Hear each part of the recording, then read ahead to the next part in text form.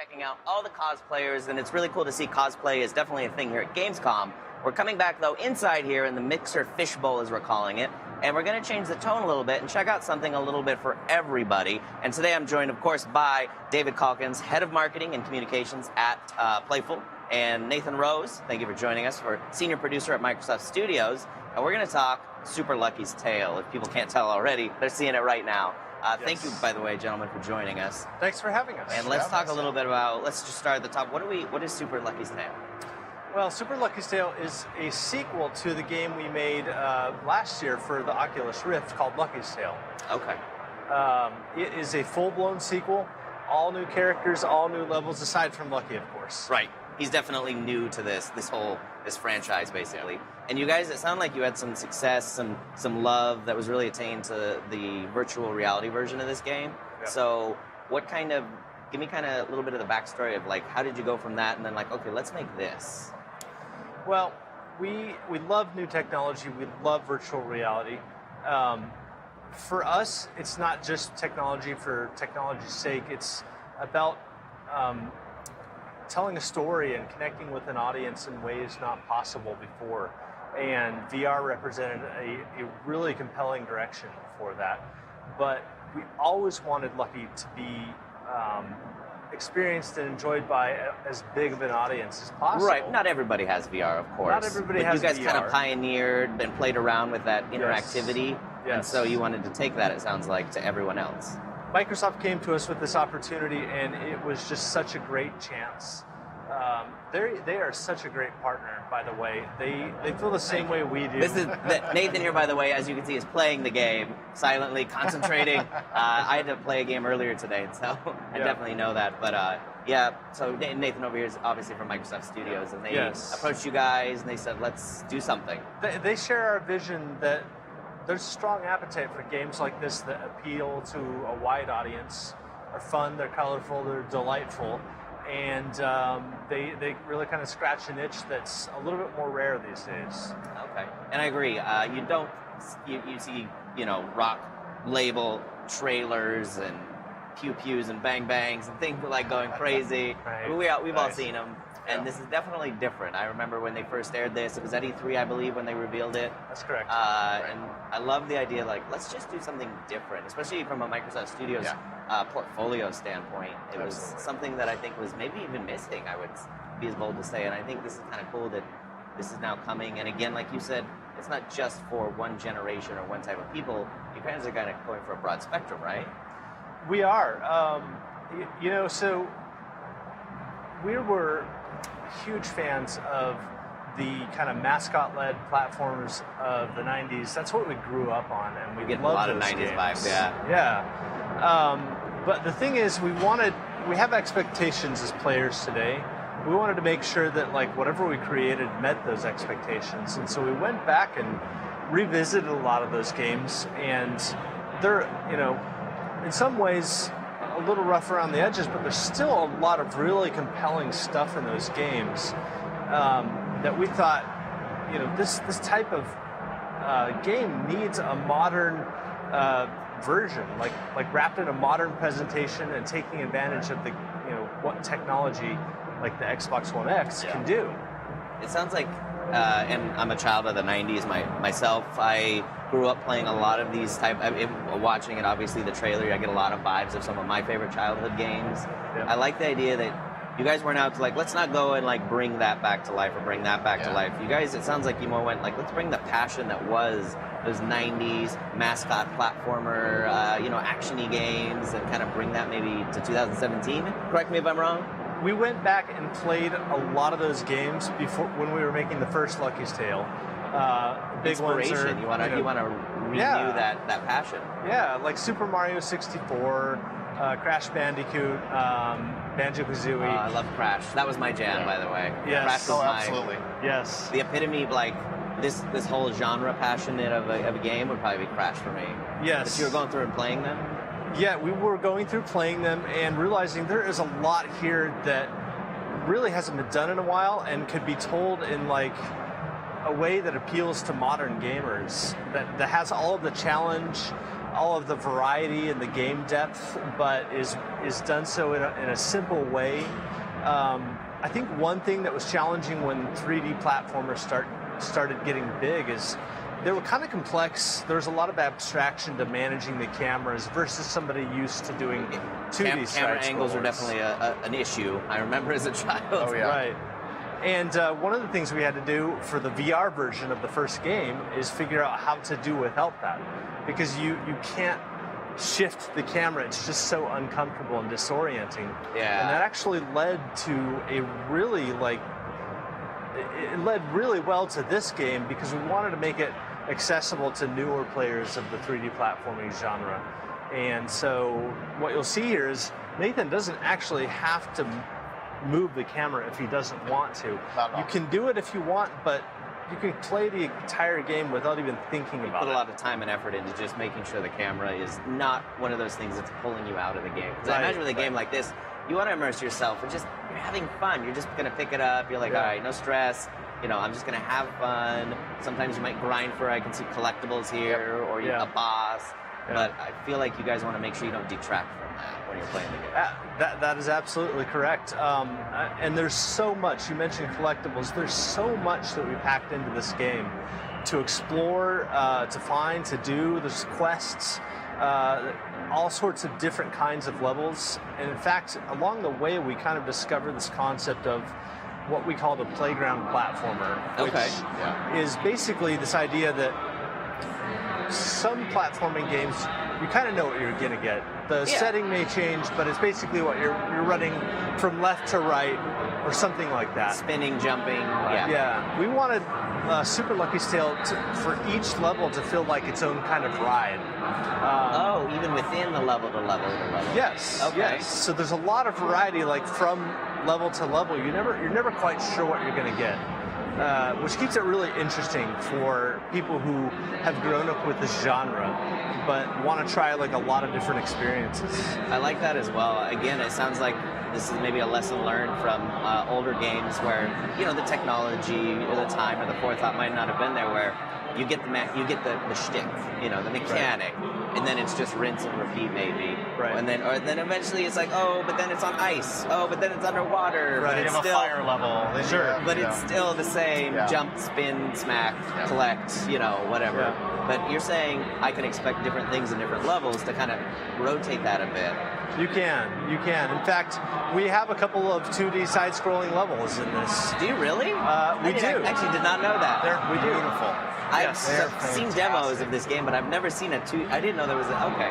And there are a couple of them where they have a couple surprises where all of a sudden you go down a little, foxhole, you pop up in the background of the 2D side-scrolling level. Oh, wow. We just do all sorts of cool It's almost stuff like a breaking that. the fourth wall of every game we played in the 90s of this nature. Yeah. I like that kind of idea and Or approach. flip the trigger in the foreground and it affects something in the background. It's just, it's amazing. It's a lot of fun. Oh, wow. That's kind of really fascinating. I didn't know that, actually. Yeah. Now, we've introduced some characters here, right? And I heard something about more members in the kitty litter. Specifically, I heard a name. You'll have to Tess. Tessie. Yes, Tess. Tess, yes. Tessie. So, okay, let me give you... kitty litter. What is that? Someone whispered that to me. Let me give you the context there. So, Lucky's the hero of the story. The villain is this big, evil cat named Jinx. And he's recruited his children as his henchmen, and he refers to them as the kitty litter. So, it's a bunch of different cats. They all have their own distinct personality. I was going to say, knowing where you're going already with how you built this game, I'm going to guess everyone has his own personality, fighting traits, personalities. Yeah. And everyone loves cats these days, right? The internet loves cats. Yes. And we do have a lot of people watching, I'm seeing here, from the internet. So, very, very popular. Mixer, we did a cat ad, and everyone loved it. So you've got this set of kitty litter, and have you introduced all of them? It sounds like you're introducing some of them. We are slowly starting to introduce them. In the demo, you are seeing Master Mittens here, who's sort of a wannabe ninja. Master Mittens. This is great. This is great. He is a wannabe ninja, master of the dojo, challenges Lucky to all sorts of ninja parables and, It's what and the like. the art of Mushu instead of Kung Fu, right? Yeah. Yeah. So each world kind of has its own henchman. Tessie, you brought up Tess. She's an inventor, and she is fond of overly elaborate inventions, sometimes comically elaborate to the point of disaster. But she's undaunted by failure, and she's oblivious to everything but her work. And she also has this personality tick where she begins her sentences with the word fact. Fact. So, for example, fact, my machine is 1,000 times better than yours, so stay out of my way, or fact, I will atomize you. I like that. So you've built her own personality within the game, so it's not, again, a cookie cutter, like he swings and then smashes. There's a little bit of flavor behind it. Yeah. And I like the idea that she's kind of like this mad scientist tinkerer, I get. Maybe that's a little infatuated with her own science. Right. It almost sounds like. Right. So the levels that she rules over, you're actually spending a lot of time disabling her contraptions or figuring out how to set the inhabitants free from the havoc she's caused, versus this demo that you're seeing here. Master Mittens has kind of created all these challenges to challenge you as you know, the path of the grasshopper. This is like the 90s montage where you're going through and he's like starts really bad and crappy, but then he slowly gets better and better. Yeah. But that's for this level. But I like the idea that while this dojo inspired like courts that he's gotten you go through all these different trials, she's got like these tinkering and you have to disarm things, it sounds like, in order to progress. But that's not something you're going to experience in the other levels, is it? Right. Okay. I really like that. I like the idea that it can change. And I'm seeing a lot of questions in chat, actually. One of the things I wanted to call out was the collectibles you mentioned just barely on. So just to reiterate, so there's different collectibles, it looks like, in the game, different things. I know you guys haven't talked about a ton of them yet, but it looked like there's some incentivization there within the levels. Those might even be different per level. So the major collectible, and I should probably give you a bit of context. So the entire game takes place within this strange artifact called the Book of Ages. Oh, okay. Which Jinx, the villain, is trying to steal. Trying to steal the Book of Ages.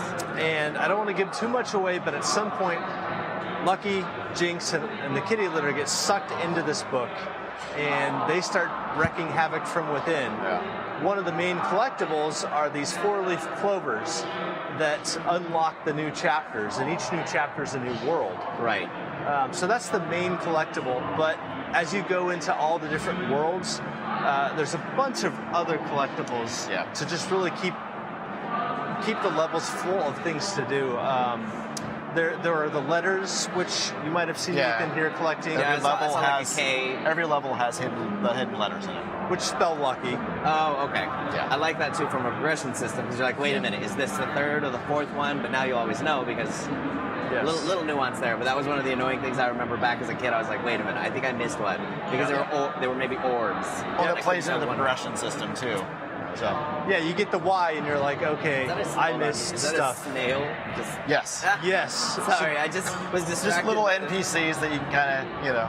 Yeah. I'm kind of cruel when I play. And goodbye, Mr. Snail. All right, sorry, I got this. He delights in the pain of They don't hurt others. you, but you know, it's fun. You didn't hurt him. No, he's fine. He'll be right back. He is. He is.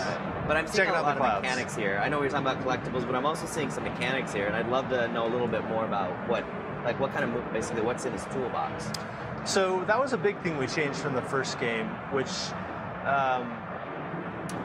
Come back. we really dialed down. We spent a lot of time in the prototyping phase of just trying to figure out what mechanics we should use. And what Nathan is showing you here is the signature move called the burrow. Yes, I remember seeing this in the trailer.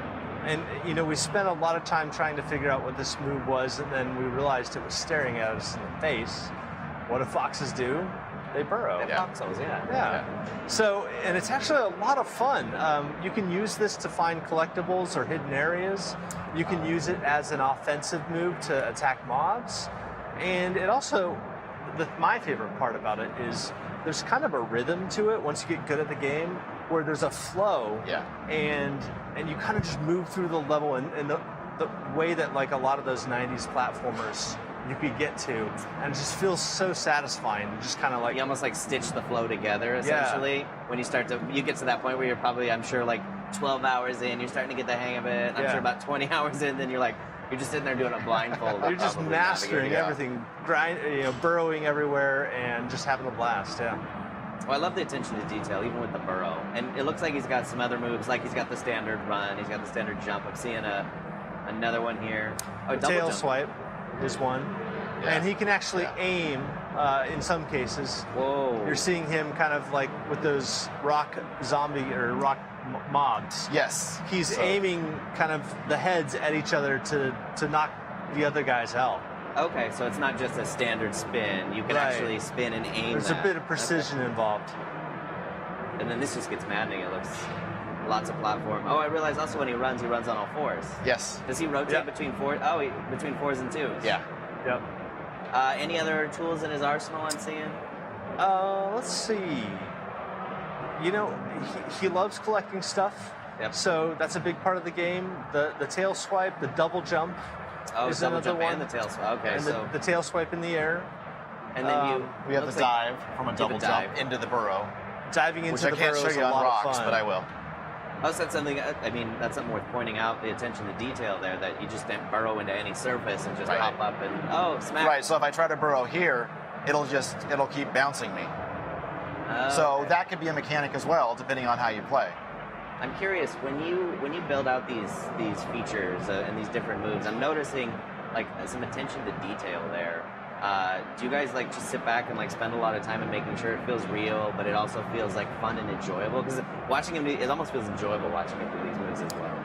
Yes, and in fact, if you had a lot of time to kill, I could show you a 30-minute reel of all the different prototypes we came up with as we were experimenting. Some of them are pretty cool, some of them are pretty crazy, some of them are not so good, and this is the one that felt like so satisfying to us, this whole burrow mechanic. So we did a lot of experimentation trying to figure out the right set of moves. And then, of course, he's a fox. I was going to say, what made you pick a fox? You know, I think we just I know some loved, of those can get lost in translation and development. I think he wasn't always a fox, I should say. He started out, the way this started is we were working with Oculus. Yes. And we didn't know what we wanted to make. We said, let's just make a whole bunch of mini games. And then from there, we can figure out what is the most satisfying game to make. Oh, okay. I like that approach. Let's try little things that we're all good at, and let's see what really sticks. Yeah. So we'd come up with 2 or 3 prototypes a day, and at the end of the month, we had 30, maybe 40 prototypes. And this was kind of like a long shot. We weren't really sure about the idea of third person in VR, but it ended up feeling really good.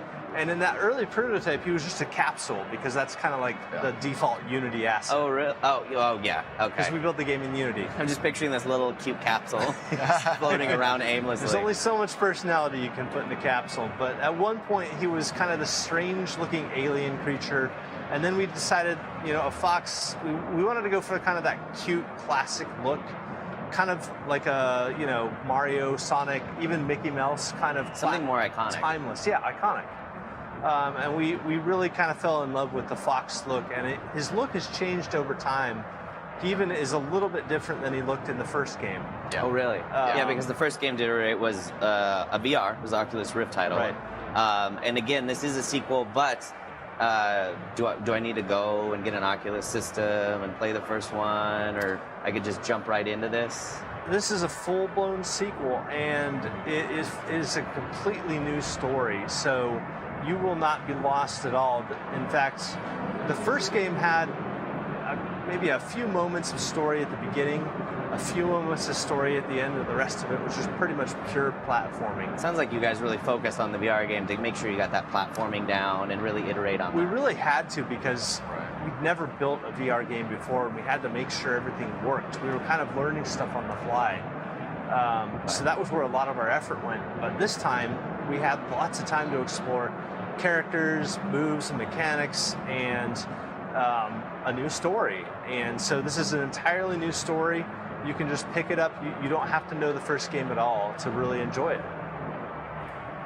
I'm just so distracted by all these little nuances, like the bunnies. Yeah, I'm trying to show all the little elements. This looks like before you enter the dojo, this is like all the little things I'm noticing and the nuances.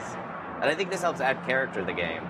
Like even just being able to like, everyone's going skydiving apparently. But Nathan plays. loves to send them flying. They come back. You know, there. Oh, okay. That's pretty adorable there. Yeah. What are some of the other cast members? I know we're talking about the little cast members here in the kitty litter that you guys have shared so far. Let's see. I'm not sure I know the names. Do you know the names? Yes. So we have, like you mentioned, Tess. We have Lady Meowmwig.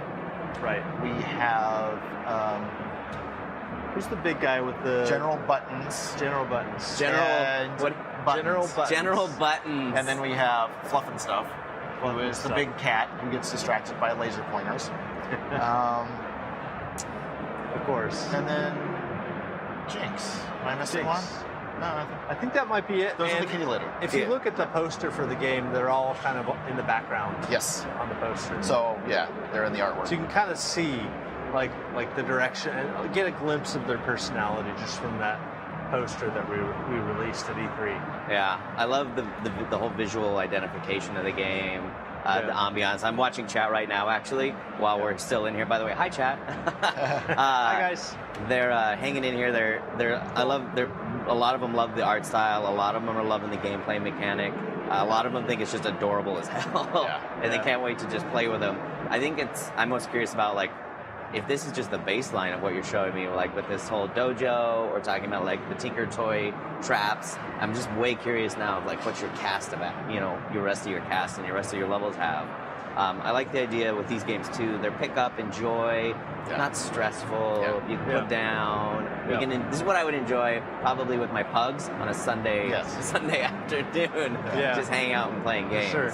And it looks like, again, with this kind of iteration from the Microsoft Studios side, Nathan, I think it's important for you guys to iterate on a game like this. Oh, absolutely. I was going to say, kind of the vibe around. I know you work with Shannon as well. Yeah. Kind of what was some of those first thoughts and first passes when you guys saw this game? Well, like when you started out the conversation today, talking about how it rounds out the portfolio and the platform, it definitely offers something different that I think it is our happy game, is what we call it.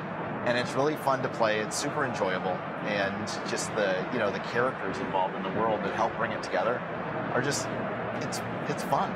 Yeah. It's just pure fun. I think that's exciting. So, chat won't know this, but spoiler alert, I actually used to work on Nathan's team. So, yes, in his orgs. We miss Josh. Yeah, and but I miss Microsoft Studios.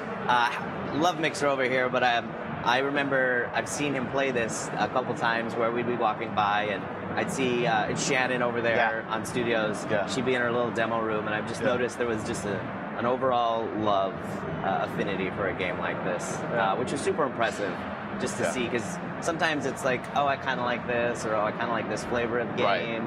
But I mean, Nathan and I have talked about games he plays in other genres, Shannon, other people up there on the Studios level, and I think it's interesting to see a little bit more it speak to everybody. Yes. I think, again, I know we've talked about that, but I think it's just important to iterate that. Also, I'm going to play this when we're done with the live stream. And you can't not smile when you're playing it. You can't not enjoy it. Yeah. How many games can say that? Like, Oh, yeah. Literally, you're not tense. There's not that many. Here. It's fun. I think the thing that surprised us the most was we knew we were making kind of a family-friendly game. We knew that that audience would probably enjoy this.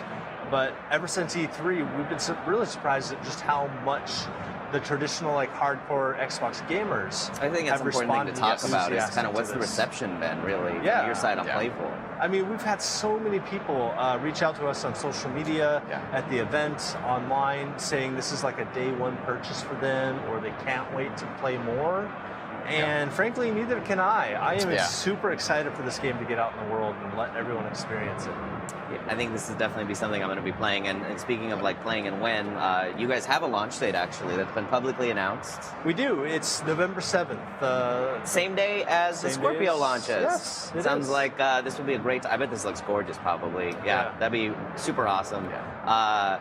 Definitely excited to play this game. I think it's only $29.99. So it's not even. Oh wow. Yeah. That's really great. I think it's important for games like this to actually go and do something like that, in my opinion, because I think it makes it even more attractive as a game. It's like, you know what, this looks fun, this looks great, and wait, it's only $29.99. Like, I will play a demo of this for $29.99 if it means I can play something adorable like this. Right. It's the kind of game you don't have to turn off when your kids run into the room. You know, they can sit down and play with you. That's And important. you get the console in the living room with kids. Yeah, and we It doesn't have to be downstairs. That's true. The folks that play, a lot of us are parents, and we want more games like this. We run out of games like this to play with our kids. And so it's just really fun to be able to create something that we can sit there and enjoy with them. I think that's important to point out. A parent myself, I almost wonder when you're doing, every game does user research. When you're doing your research, I almost wonder if you guys bring in different ages and see how they react differently. Like, I'm picturing you like handing the controller to your son or your daughter and saying, let me see how this goes. I have a 5-year-old, and his favorite game in the world is the first Lucky's Tale game. And we probably go play it, because we don't have it at home, but we have it at the studio, and I live pretty close. We probably go like twice a week and play Lucky's Tale. He loves it that much, and I've been showing him, like, trying to play the demo with him, and it's a little bit more advanced. I think there's something about VR that makes it super easy, but he's still able to do this one pretty well. And at 5, that's impressive. Yeah. The thing I love is that he's not stuck in a headset.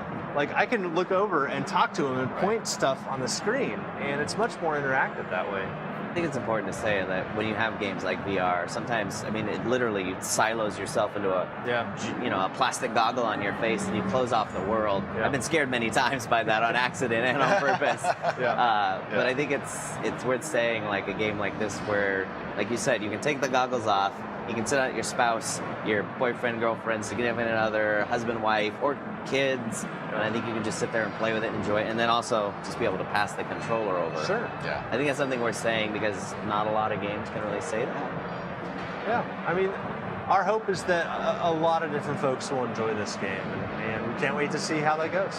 Nice. And again, chat, call out to you guys. I'm seeing everybody in here excited. They were really excited, by the way, about the price. That was something that I saw Wes Spider in here. He was really excited about the price. And people were definitely, they're like, where's the secret levels? Where are the secret levels? It's kind of cool to see them interact. They're there. This game is gorgeous, you guys. This Yeah. game is wonderful. David, Nathan, thank you for sharing this and showing the team this and chat this. I really appreciate it. Yeah, thanks for having us, and thank you all for watching. Yeah, Yes, thanks, guys. stay tuned, chat. We're still going live, and hang tight. We got some more content coming your way. We'll see you soon. Thank you. See you guys.